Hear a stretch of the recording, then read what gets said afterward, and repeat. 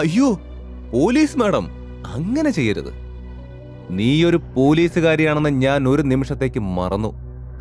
അപ്പോ നിനക്ക് കരാട്ടയും കുങ്ഫു ഒക്കെ അറിയാമെന്ന് തോന്നല്ലോ. പക്ഷേ അതിന്റെ ഒന്നും ആവശ്യമില്ലെന്നേ. ആരെയും അനാവശ്യമായി വേദനിപ്പിക്കുന്നത് എനിക്കിഷ്ടമല്ല. അതുകൊണ്ടല്ലേ നിങ്ങൾ നേരിട്ട് ആക്രമിക്കാതെ ഞങ്ങൾ വന്നത്, അതും ഒരു സെന്റിമെന്റൽ ഡ്രാമ കളിച്ചിട്ട്. നിനക്കറിയോ മാഡം, ഈ ലോകത്ത് പണം പോലും ഒന്നുമല്ല. പക്ഷേ ഒന്നുണ്ട്, വികാരം. എനിക്കാണെങ്കിൽ അത് വേണ്ടുവോളമുണ്ട്. നിനക്കറിയോ, ചിലർ നിന്നെപ്പോലെ പറഞ്ഞാൽ അനുസരിക്കില്ല. എന്തെങ്കിലുമൊക്കെ പ്രവർത്തിക്കണം. ACP മാഡത്തിനൊരു പ്രോത്സാഹനം കൊടുക്കടാ.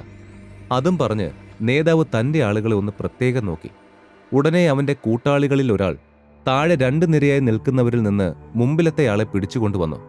ആ ബാങ്ക് കൊള്ളക്കാരെ പോലെ സാധാരണ കള്ളന്മാരായാണ് അവൾ ആദ്യം ഇവരെയും കരുതിയത്. പക്ഷേ ഇവരെല്ലാം ജയിൽ ചാടി വന്നവരാണെന്ന് അവൾക്കറിയില്ലായിരുന്നു. ഇന്നലത്തെ മഴയിൽ ഫോൺ നനഞ്ഞ് സ്വിച്ച് ഓഫ് ആയതിനാൽ തടവുകാർ ജയിലിൽ നിന്ന് രക്ഷപ്പെട്ടതിനെക്കുറിച്ച് അവൾ ഒന്നും അറിഞ്ഞിട്ടില്ല. ട്രക്കിലും ബസ്സിലും മാറി മാറി വന്ന സംഘം ഒടുവിൽ എങ്ങനെയോ ഇവിടെ എത്തിയതാണ്. എന്താ പോലീസ് മാഡം, ഞാൻ പറഞ്ഞത് കേട്ടോ? ഇനിയും ഇവിടെ തന്നെ നിൽക്കുകയാണേൽ ഇനിയും ഇതുപോലെയുള്ളത് നടക്കും. ഞാൻ ശരിക്കും വളരെ നല്ലയാളാണ്. നീ ഞാൻ പറഞ്ഞതനുസരിച്ച് നിന്നാൽ നല്ലത്. അല്ലെങ്കിൽ നീ ഒരാൾ കാരണം ഇവിടെ നിൽക്കുന്ന ഓരോ മിനിറ്റും ഓരോരുത്തർക്കും ഇതുപോലുള്ള അപകടം പറ്റും. നേതാവ് അവളെ ഭീഷണിപ്പെടുത്തി. അന്ന് ഇതിലേറെ ഭയക്കാനുണ്ടായിരുന്നു. പക്ഷേ ഋഷി അന്ന് എല്ലാവരോടും ഒരു ഭയവുമില്ലാതെ പൊരുതി നിന്നു. എന്നാലും ഇന്നൊരു പ്രശ്നം പോലും ഉണ്ടാകാൻ നിൽക്കാതെ ഓടിപ്പോയതെന്തിനാ? അതാലോചിച്ച് ഗൗരി കുഴങ്ങി. അന്ന് ബാങ്കിൽ വന്നപ്പോൾ ഋഷിൻ തനിച്ചായിരുന്നു. അതുകൊണ്ടവൻ ധീരതയോടെ കൊള്ളക്കാർക്കെതിരെ നിന്നു. പക്ഷെ ഇന്ന് ശ്രീലക്ഷ്മിയോടെ ഉണ്ടായിരുന്നതിനാൽ അവളെ ആദ്യം സംരക്ഷിക്കണമെന്ന് അവൻ ചിന്തിച്ചോ? ഗൗരി എത്ര ചിന്തിച്ചിട്ടും കാര്യം മനസ്സിലായില്ല. ഏയ്, മാഡത്തിന് വല്ലാതെ ദേഷ്യം വരുന്നുണ്ടല്ലോ. ഡാ, ഇവന്റെ കയ്യിലെ ഞരമ്പ് മുറിക്ക്. അപ്പോൾ നമ്മൾ ആരാണെന്ന് മനസ്സിലാവും. ഇനിയും എനിക്ക് കാത്തിരിക്കാൻ വയ്യ, നേതാവ് പറഞ്ഞു. അത് കേട്ട് കയ്യിൽ ചോരയുമായി നിന്നവൻ ഭയന്ന് താഴെ മയങ്ങി വീണു. അത് കണ്ട് ആ സംഘം ഉറക്കെ ചിരിച്ചു. ഛേ, ഇവൻ ശരിക്കും ഒരു ഭീരുവാണല്ലോ. ചോര കണ്ടപ്പോൾ തന്നെ അവൻ മയങ്ങി വീണു. നീ അടുത്തയാളെ പിടിച്ച് ഞാൻ പറഞ്ഞ പോലെ ചെയ്യും. വരിയിൽ 2ാമത് നിൽക്കുന്ന ആളെ നോക്കി നേതാവ് പറഞ്ഞു. അത് കേട്ട് അവിടെ നിന്നയാൾ വിറച്ചു. അയ്യോ, നിങ്ങൾ എന്താ ഈ കാണിക്കുന്നത്? എനിക്ക് അവരുമായി ഒരു ബന്ധവുമില്ല. ഈ ജിതിൻ വിളിച്ചതുകൊണ്ട് മാത്രമാ ഞാൻ ഇവരുടെ കൂടെ വന്നത്.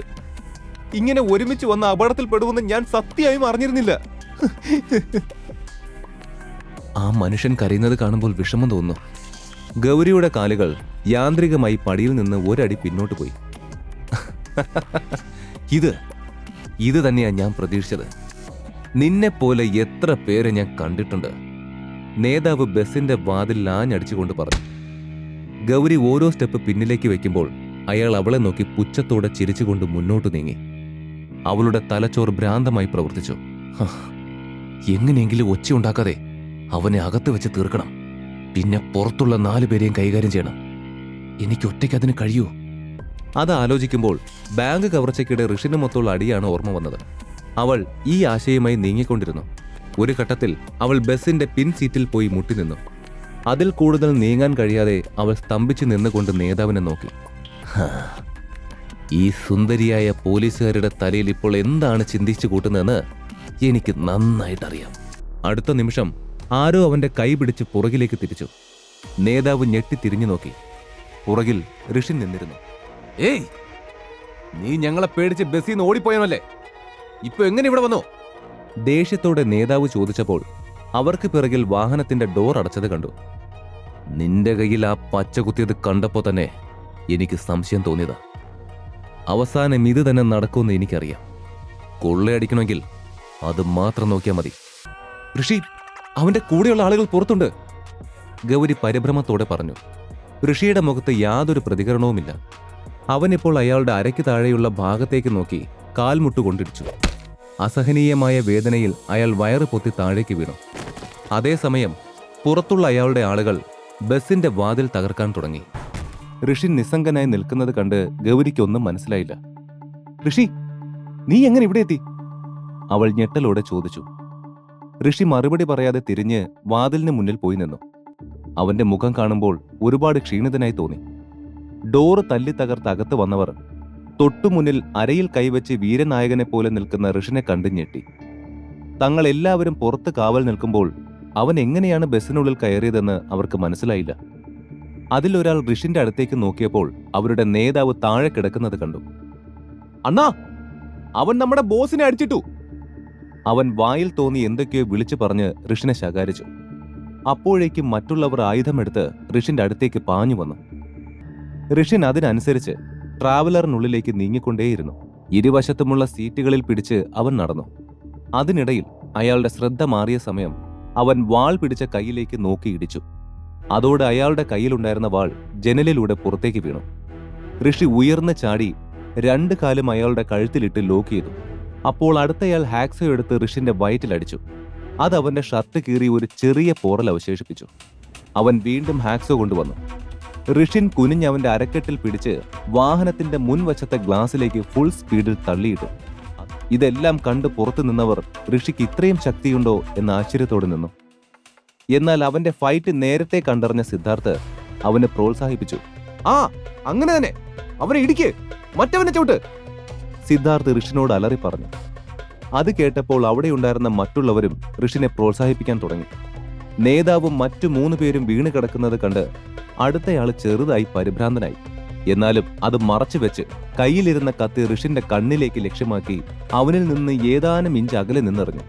എന്നാൽ അതിവേഗത്തിൽ ആ കത്തി പിടിച്ചെടുത്ത് കള്ളന്റെ തോളിൽ തന്നെ കുത്തിയിറക്കിയ ഋഷിന്റെ വേഗതയിൽ എല്ലാവരും അവിശ്വസനീയതയോടെ കണ്ണു ചിമ്മാൻ മറന്നു നിന്നു. ഇപ്പോൾ അവിടെ ഋഷിൻ മാത്രം അവശേഷിച്ചു. എല്ലാവരും സമാധാനത്തിൽ നിൽക്കുമ്പോൾ പെട്ടെന്നൊരു വെടിയൊച്ച കേട്ടു. ഞെട്ടിത്തിരിഞ്ഞ എല്ലാവരും ഒരുപോലെ തിരിഞ്ഞു നോക്കി. അപ്പോൾ ഋഷിന്റെ തോളിൽ നിന്നും രക്തം ഒഴുകുന്നത് കണ്ടു. ഋഷിനെ ലക്ഷ്യമിട്ട് ആ കൊള്ളസംഘത്തിലെ നേതാവാണ് ആ വെടിയുതിർത്തത്. ജയിലിൽ നിന്ന് രക്ഷപ്പെടുന്നതിനിടെ ഒരു പോലീസുകാരന്റെ തോക്കും അവൻ മോഷ്ടിച്ചിരുന്നു. ഋഷി! ശ്രീലക്ഷ്മിയും പ്രയാഗയും ഏതാണ്ട് ഒരേ സമയം അലറി വിളിച്ചു. അപ്പോഴേക്കും ഋഷിന് നേരെ അയാൾ രണ്ടാമതും വെടിയുതിർത്തിരുന്നു. ഋഷിൻ എന്ന് വിളിച്ചുകൊണ്ട് ഭവീൻ ട്രാവലറിനുള്ളിലേക്ക് പാഞ്ഞു കയറി ഋഷിനെ പിടിച്ചു വലിച്ചു. എന്നാൽ അപ്പോഴേക്കും ഋഷിന്റെ മുതുകിൽ ഒരു വെടിയുണ്ട കൂടി തുളച്ചു കയറി. അയാൾ തോക്കുമായി അവരുടെ അടുത്ത് എത്തിയപ്പോഴേക്കും ദേഷ്യം കൊണ്ട് വിറച്ച ഭവീൻ അവന്റെ നെഞ്ചിൽ ആഞ്ഞു ചവിട്ടി വീഴ്ത്തി. താഴെ കുഴഞ്ഞു വീണ അവനെ ദേഷ്യം തീരുന്നവരെ ചവിട്ടി മെതിച്ചു. അതേസമയം അവിടെ ഉണ്ടായിരുന്ന ഗൗരി ആ തോക്ക് തട്ടിയെടുത്ത് അവന്റെ കൈ പിടിച്ചോടിച്ചു. അപ്പോഴേക്കും കണ്ണിൽ ഇരുട്ട് കയറിയ ഋഷിൻ വാഹനത്തിന്റെ പ്ലാറ്റ്ഫോമിൽ വീണപ്പോൾ അവന്റെ അടുത്തേക്ക് ശ്രീലക്ഷ്മി ഓടി വരുന്നത് കണ്ടു. കണ്ണടയ്ക്കുമ്പോൾ അവസാന കാഴ്ച അതായിരുന്നു. കണ്ണ് തുറക്കുമ്പോൾ ഋഷിൻ ഹോസ്പിറ്റലായിരുന്നു. അവനു മുൻപിൽ ശ്രീലക്ഷ്മി ഒരു മങ്ങിയ പെയിന്റിംഗ് പോലെ ആശങ്ക നിറഞ്ഞ മുഖത്തോടെ ഇരിക്കുന്നുണ്ടായിരുന്നു. ആ അവസ്ഥയിലും അവളെ കാണാൻ നല്ല സുന്ദരിയായി ഋഷിന് തോന്നി. അവൻ അവളെ നോക്കി. ശ്രീലു, ബേബി എന്ന് പതിയെ വിളിച്ചു. അവൻ കണ്ണുകൾ തുറക്കുന്നത് കണ്ട് ശ്രീലക്ഷ്മി വേഗം എഴുന്നേറ്റ് അവന്റെ അടുത്തേക്ക് ഓടി വന്നു. കരച്ചിൽ വന്നിട്ട് അവൾക്ക് ഒരക്ഷരം പോലും സംസാരിക്കാനായില്ല. അവൾ കണ്ണീരോടെ അവന്റെ മുഖത്തേക്ക് നോക്കി നിന്നു. അപ്പോൾ അവൾ അനുഭവിക്കുന്ന വികാരങ്ങൾ വാക്കുകൾ കൊണ്ട് വിവരിക്കാനാവില്ലായിരുന്നു. അവൻ എന്തോ പറയാൻ ശ്രമിക്കുന്നുണ്ടെന്നറിഞ്ഞ് ശ്രീലക്ഷ്മി അവന്റെ ചുണ്ടിൽ മെല്ലെ ചെവി ചേർത്തു. ഈ കഥ തുടർന്ന് കേൾക്കുന്നതിനായി ഇപ്പോൾ തന്നെ പോക്കറ്റ് FM ആപ്പ് ഇൻസ്റ്റാൾ ചെയ്യൂ. Link in description.